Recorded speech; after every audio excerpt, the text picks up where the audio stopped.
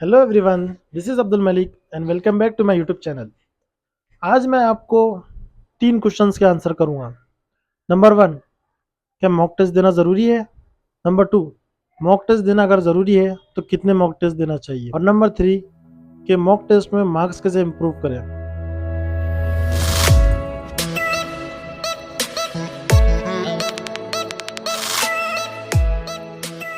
तो सबसे पहला क्वेश्चन कि क्या मॉक टेस्ट देना ज़रूरी है?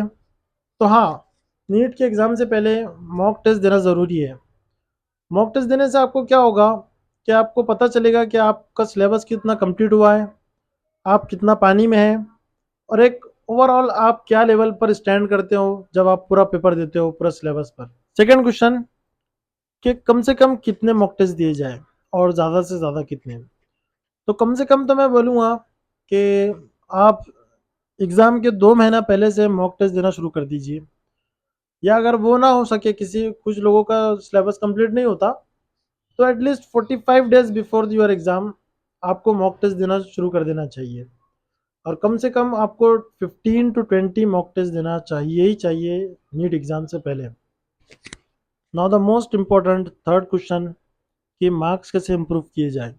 एग्ज़ाम से आने के बाद आपको क्वेश्चन पेपर लेकर फिर से बैठना है और उसमें के क्वेश्चन को 3 कैटेगरीज में डिवाइड करना है। 3 कैटेगरीज में डिवाइड करना है। पहली तो कैटेगरी रहेगी जो क्वेश्चन आपको एकदम आसानी से आते थे और उसमें आपको कोई डाउट नहीं है और कोई मसला ही नहीं है उसमें, इन क्वेश्चन को आपको छोड़ देना है। सेकंड कैटेगरी आपकी रहेगी ऐसे क्वेश्चन जो आते थे, जिनको पढ़ा था, बट टाइम पर फार्मूला याद नहीं आया, या कुछ सिली मिस्टेक हो गई, या कुछ कंसेप्ट समझा नहीं, लेकिन पहले आता था। ये हो गई आपकी सेकंड कैटेगरी।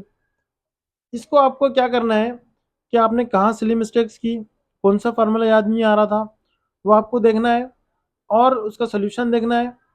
और मतलब अब वो क्वेश्चन को आपको पक्का कर लेना है कि नेक्स्ट टाइम फिर से ये क्वेश्चन आएगा या इस टाइप का क्वेश्चन आएगा तो मुझसे ये गलती नहीं होगी जो अभी हुई, ये सिली मिस्टेक्स नहीं होगी जो अभी मैंने क्वेश्चन में की। और जो मतलब ये क्वेश्चन मेरा इस टॉपिक पे अगर क्वेश्चन आएगा, इस पैटर्न पर क्वेश्चन आएगा, तो मेरा नेक्स्ट टाइम छूटना नहीं चाहिए। थर्ड कैटेगरी आपकी जो रहेगी मोस्ट इम्पॉर्टेंट, इसमें ऐसे क्वेश्चन हो गए जो आपके बिल्कुल ऊपर से चले गए, या बहुत ज़्यादा घुमा फिरा के उसने क्वेश्चन पूछा है और आपको समझ में नहीं आया। इन क्वेश्चन को आपको हाईलाइट करना है, इन क्वेश्चंस का सॉल्यूशन देखना है, सॉल्यूशन देखकर उसको अच्छे से समझना है कि इस टाइप का अगर क्वेश्चन आए तो उसको कैसे सॉल्व करना है। नेक्स्ट टाइम आप जो क्वेश्चन है ना, उस क्वेश्चन को आप लिख कर रख लो अपनी नोटबुक में, उसका सॉल्यूशन लिख लो, और द वे ऑफ सॉल्यूशन, जिस तरह आप इसका सॉल्यूशन दिया गया है ना, उसको याद कर लो। इसमें ये होगा कि अगली बार जब वो क्वेश्चन आएगा ना सेम, तो आप एकदम आसानी से और एकदम फास्ट उसको कर लोगे।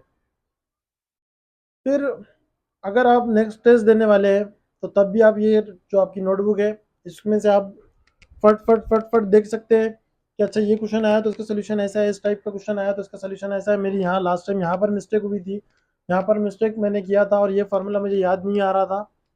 तो इससे आपका होगा क्या कि इससे आपके मार्क्स इंप्रूव होंगे। अगर आपके भी 500 मार्क है फर्स्ट टेस्ट में, तो कम से कम आपके 2 क्वेश्चन सही हो गए अगले टेस्ट में, इससे ज़्यादा, और आपके मार्क्स 500 से 510 हो जाएंगे। इसी तरह हर टेस्ट में, हर सब्जेक्ट में अगर आपके 2 क्वेश्चन सही होते रहे, तो सोचिए आपके मार्क्स कितने ज़्यादा इंप्रूव हो जाएंगे। तो मिलते हैं नेक्स्ट वीडियो में इसी तरह के कुछ आइडिया के साथ या मोटिवेशन के साथ। तब तक के लिए आप चैनल को लाइक कीजिए, सब्सक्राइब कीजिए, और अगर आपको पसंद आए तो अपने दोस्तों को शेयर कीजिए।